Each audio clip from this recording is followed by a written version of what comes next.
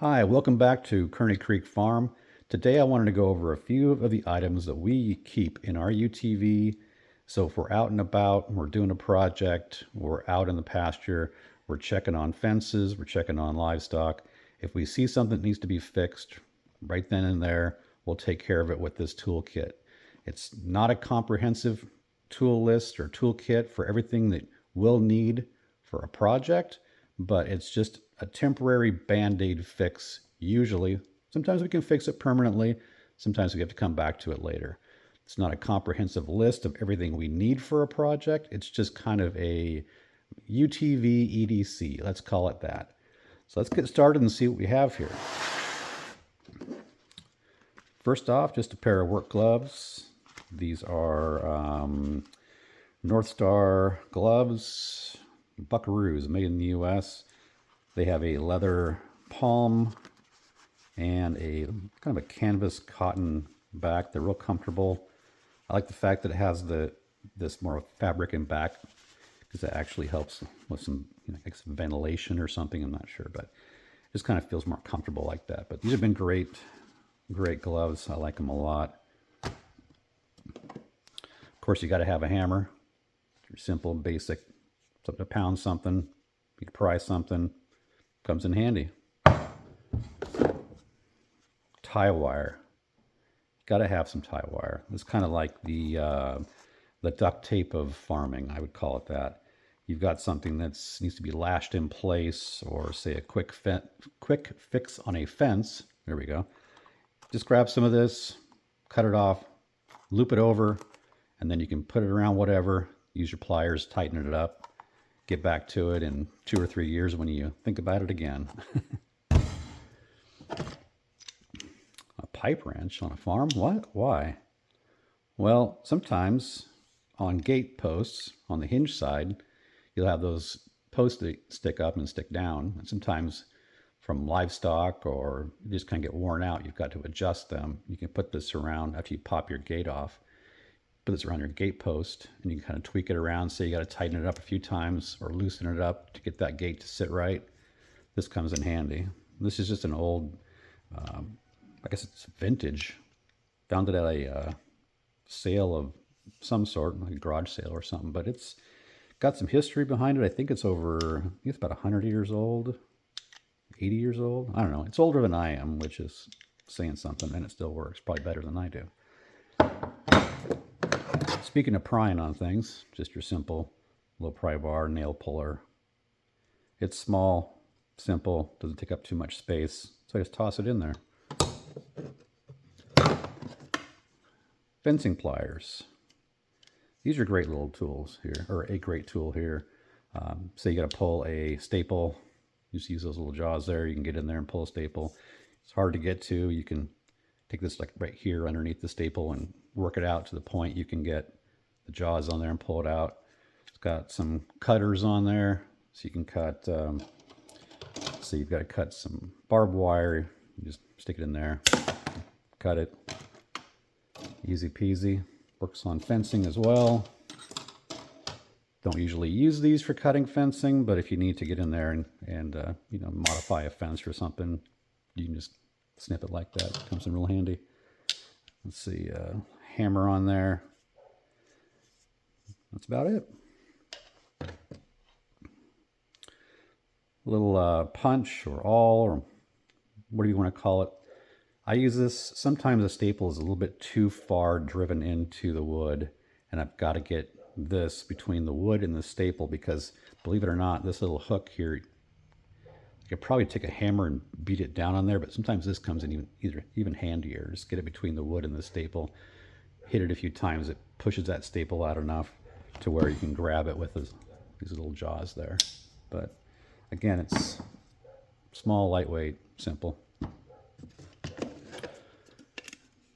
Old Stanley 25-foot tape measure, very beat up, but it's great to leave out in a toolbox because I don't really care about it too much. If I just need to get a reference on something, say I need to replace a piece of wood or a post or whatever, I'm looking at spacing, it's kind of just, it's there if I want it, it's there if I need it. Let's take a look at this tool pouch that I keep. I can grab it real quick here.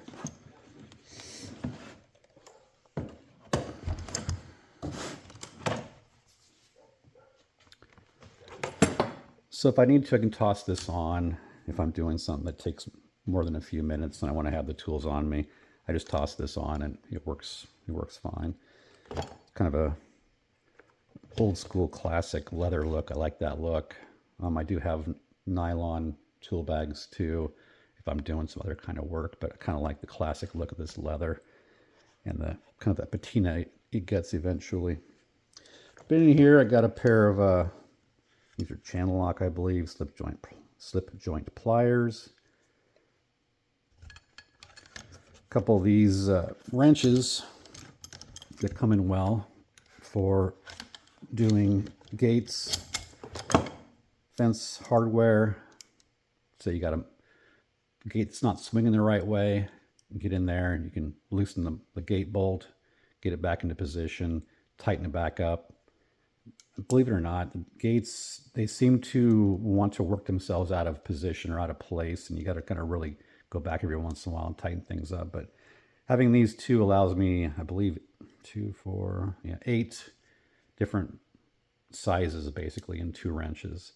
As long as I can get this over the top of something, I can loosen it or tighten it.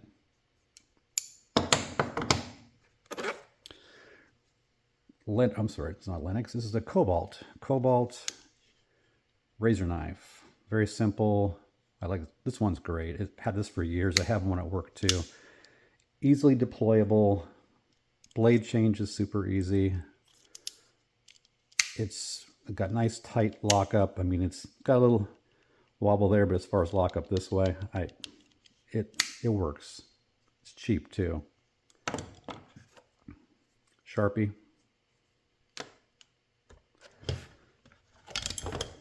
Pair of DeWalt diagonal cutters. These are great for prying things out too, or just cutting wire or whatever you need them for. There you go. My first set of lineman pliers I bought when I was an apprentice. These are Ideal brand, I believe. Yeah, they're Ideal. It says they're made in the USA. These are about 30 years old. I put these Klein Coat, that'd be K-O-A-T, if you're trying to find these online, Klein Coat grips that you can put on a pair of pliers in case the other insulated handles get damaged or they don't have any at all. These have been great. They're not the most high quality, but I guess in actuality they probably are high quality because they're old and they still work. So bonus. 10-inch crescent wrench. Again, a whole bunch of different solutions for problems. Lennox multi screwdriver.